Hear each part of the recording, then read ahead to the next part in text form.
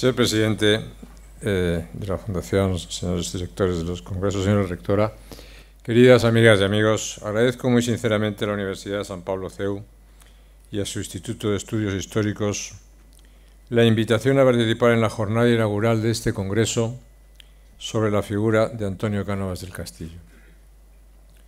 La dimensión internacional de vuestra convocatoria se compadece bien con la talla verdaderamente europea de la personalidad a la que va dedicada. Por mi parte, debo sumar a mi agradecimiento una apelación a vuestra benevolencia. No siendo historiador, todo lo que diré tendrá desde el punto de vista de la disciplina que cultiváis un valor muy provisional. Aún así, tomo la palabra con gusto. No creo inexcusable la cualificación académica al arriesgar unas reflexiones como simple lector, devoto, eso sí, de la historia nacional, y lo hago además desde un compromiso político que siempre quise servir orientado por las lecciones de la historia. Cánovas fue para mí desde el principio una referencia insoslayable. Mi vocación política se despertó con la transición. La puse al servicio del régimen constitucional alumbrado entonces. Y soy un convencido partidario de la Constitución del 78 y de la monarquía parlamentaria como garantías de futuro. El arquitecto de la primera restauración y de la Constitución de 1876 no me podía ser indiferente. Y por eso tampoco es casual que fuese un volumen dedicado a Cánovas, magníficamente escrito por Carlos Dardé, el que inauguró la colección de biografías políticas que edita la Fundación FAES. Partiré de una evidencia. Hoy España está en una encrucijada y podemos calificar la situación de muchas formas. Y probablemente la expresión crisis constitucional no le venga grande. Si atendemos a la fragmentación del sistema de partidos, al clima de polarización, al cuestionamiento del fundamento histórico de nuestra convivencia, o a las crecientes cuotas de poder regaladas a los enemigos declarados del orden constitucional, creo que mi premisa no es desorbitada. Desde ella, el estudio de la figura de Cánovas y sobre todo el de su obra adquiere una relevancia muy pertinente. No desconozco el riesgo de las analogías históricas. Sé que la historia no se repite y creo además frente a cualquier determinismo en la capacidad de los seres humanos para orientar su destino. Pero mi optimismo no es incompatible con el conocido dictum de Santayana sobre aquellos que al olvidar su pasado se ven condenados a repetirlo. Tal vez el papel de la historia como maestra de la vida consiste en suplantar, para quienes atienden a sus lecciones, a la musa del escarmiento. Porque olvidar nuestra historia es tanto como condenarnos al suplicio de Sísifo, la recurrencia a un esfuerzo baldío.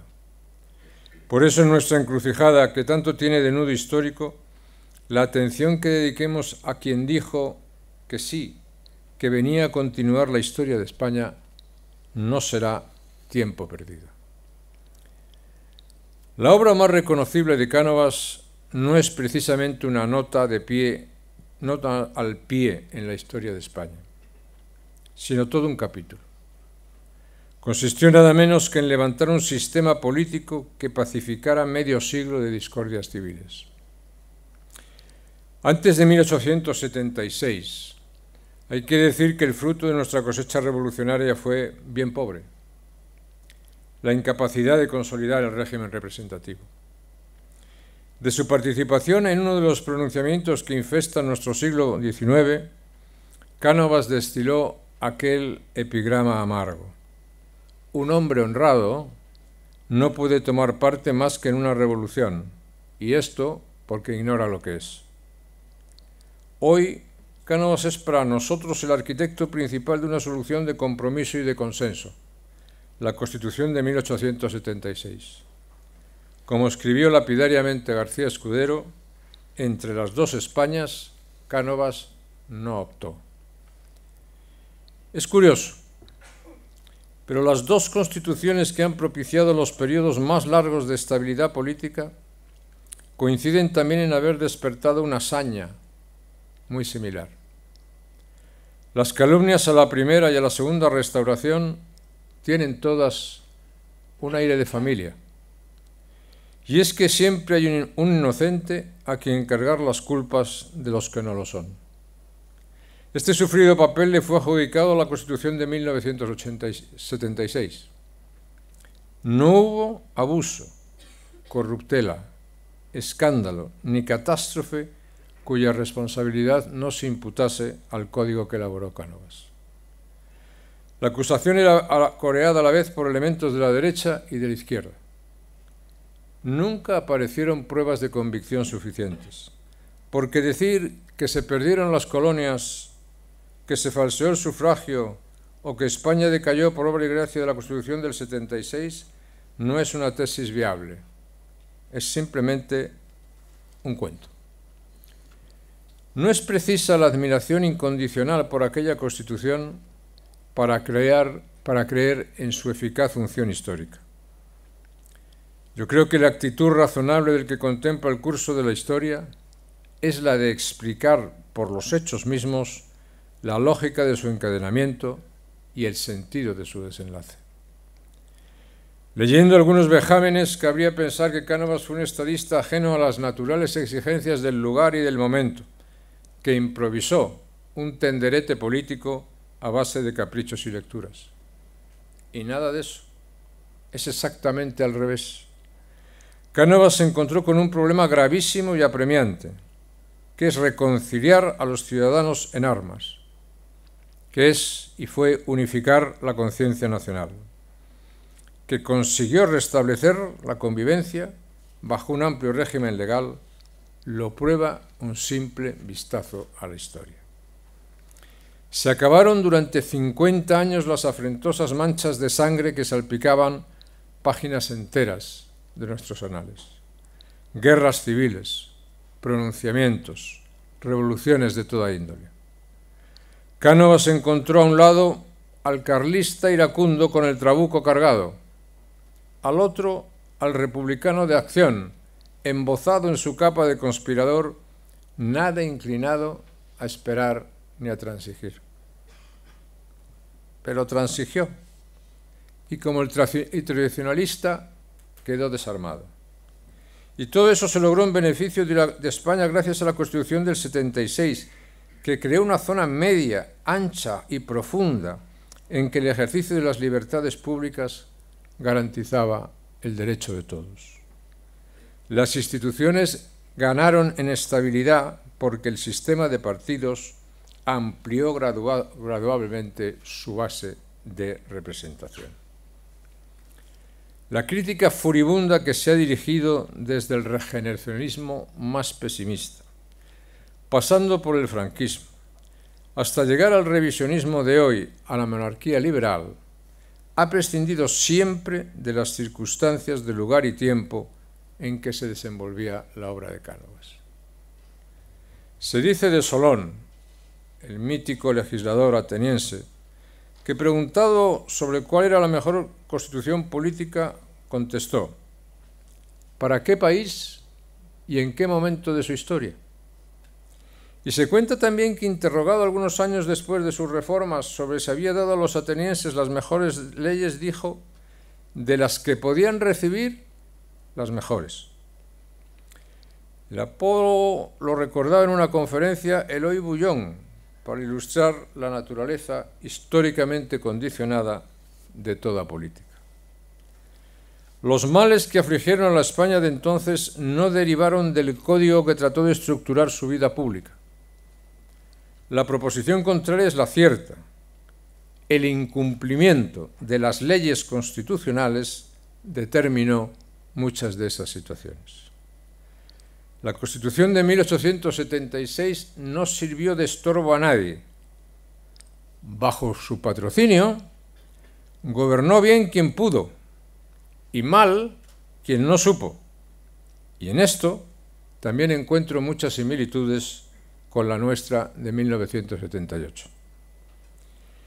Y sin embargo, sobre la Restauración abundan los balances pesimistas y algunos firmados por plumas muy sobresalientes. Admitiendo de entrada lo discutible de los grandes saldos históricos, apelo a vuestro mejor criterio como mero aficionado a la historia. Hay dos textos que me resultan singularmente persuasivos. Corresponden a Jaime Vicens Vives y a Luis Díaz del Corral. Tienen la virtud de ser clásicos y por eso me convienen, porque sería ridículamente pretencioso descubrir mediterráneos en este auditorio.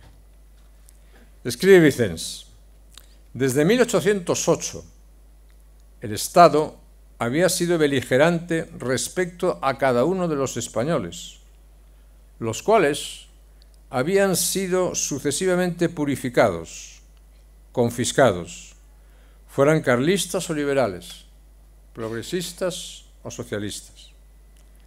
Ahora bien, en 1876, los hombres de la Restauración acordaron que esto tenía que terminar, y terminó. Este hecho permitió no solo una paz estable, sin excesivos dispendios ministeriales, sino también un empuje sin precedente en la vida económica española. Entre 1878 y 1898 se desarrollan y acumulan energías económicas poderosísimas porque ya no se tuvo miedo al día de mañana.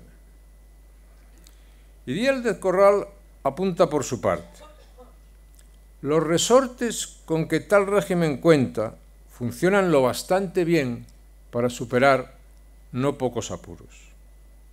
Es la idea de la monarquía como un poder activo, si bien superior a los intereses partidistas.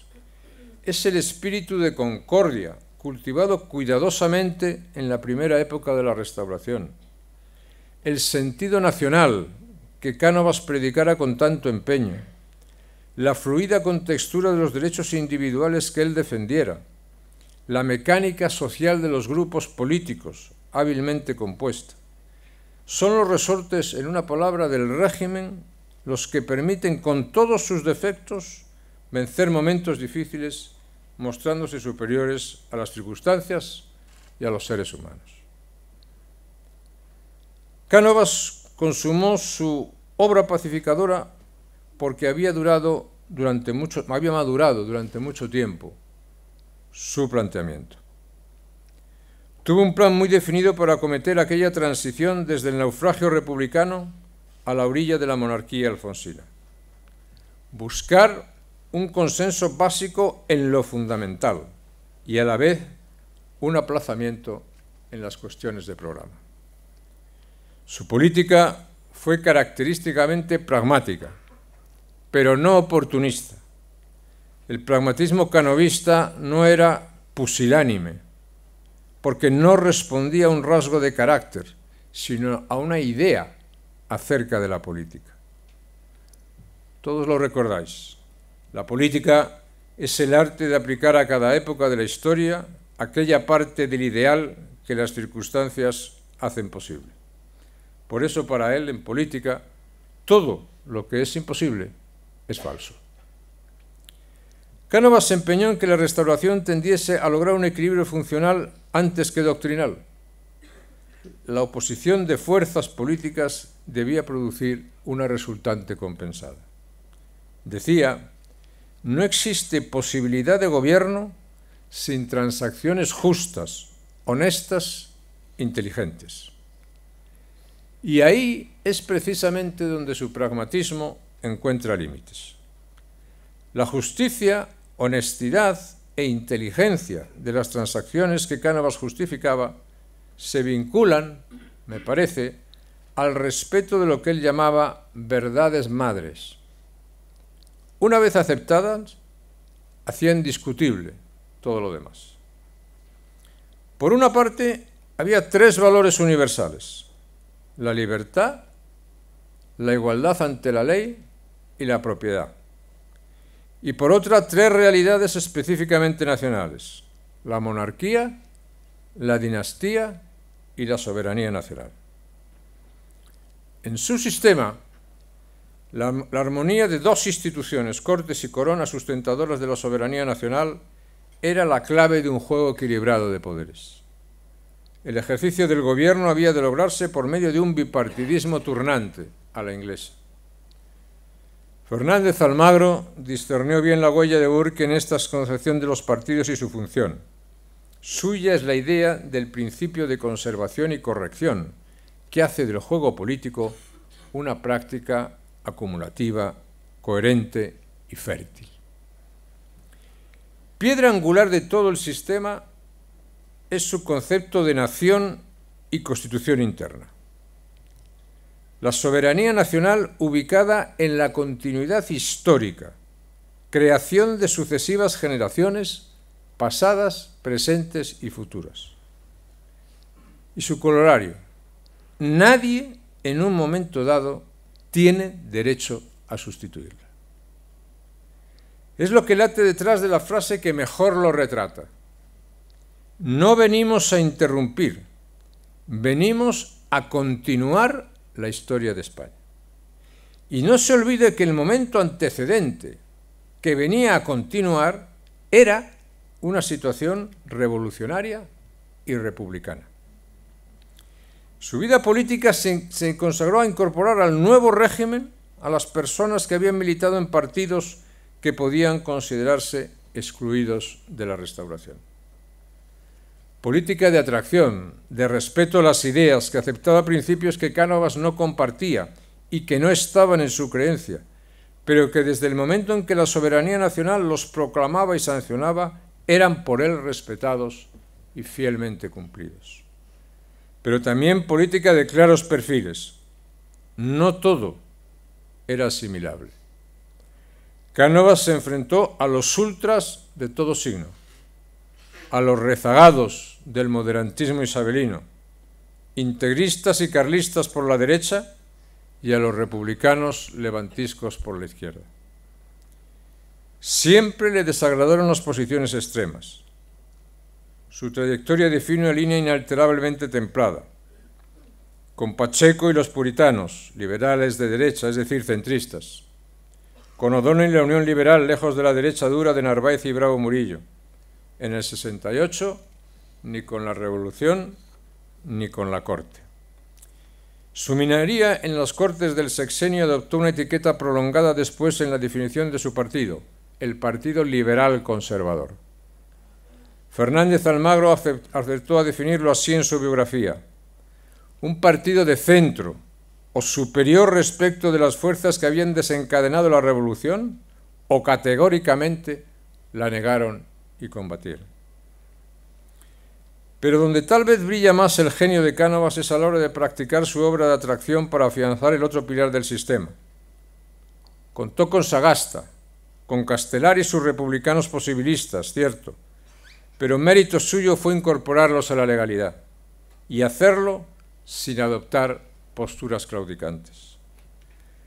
Cánovas poseía el tipo de habilidad política que hoy más añoramos.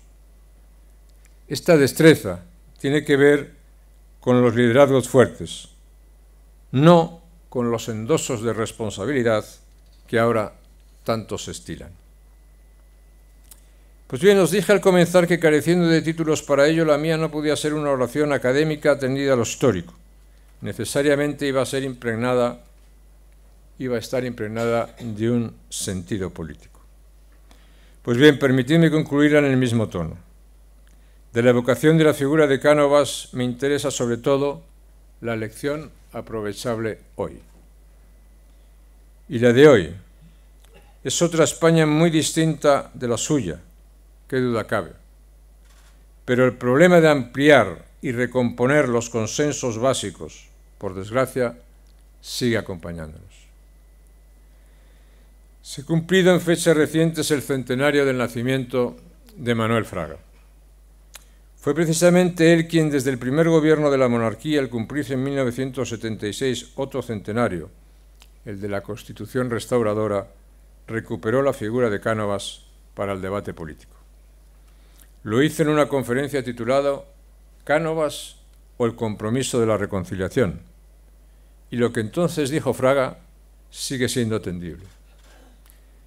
Decía don Manuel que los españoles siguen teniendo pendiente en 1976 el problema de cómo lograr un consenso amplio, apoyado en una organización institucional adecuada y flexible, para que los españoles de distintas ideas, intereses y tendencias pudieran convivir pacíficamente, colaborar en empresas comunes, defender civilizadamente lo que les separa, alternar en el ejercicio del poder y, en definitiva, tolerarse mutuamente.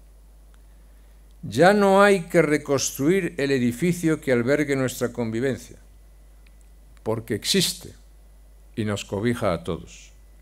Pero la tarea de preservarlo, más que nunca, convoca como ejemplo intacto muchas de las ideas, las opciones y los logros de Antonio Cánovas del Castillo. Por encima de los flujos y reflujos de la historia, tal vez necesitemos recordar esas verdades madres de las que hablaba don Antonio. Recordar, por ejemplo, su idea de nación. Porque en tiempos de deconstrucción y autodesprecio histórico, nos recuerda que la democracia se asentó en cuerpos políticos que ya estaban ahí, que precedían, haciendo lo posible, el plebiscito cotidiano.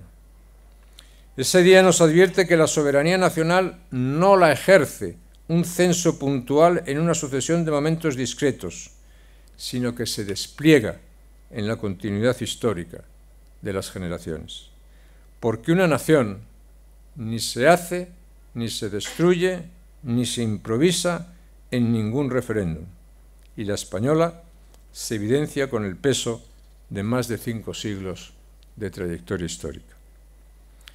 Precisamente, las democracias donde se cimentan es en la lealtad nacional. La lealtad que se supone compartida por gobierno y oposición, por todos los partidos políticos y por el electorado en su conjunto. Y quiero decir claramente que allí donde la lealtad nacional desaparece, la democracia difícilmente arraiga. Porque sin lealtad nacional, la disputa partidaria deviene en desafío irreconciliable. Los desacuerdos políticos no crean ningún territorio común y se hace imposible hasta la misma discusión. Es la lealtad nacional, eso que llamamos patriotismo, lo que permite, en términos de Julián Marías, la concordia sin necesidad del acuerdo.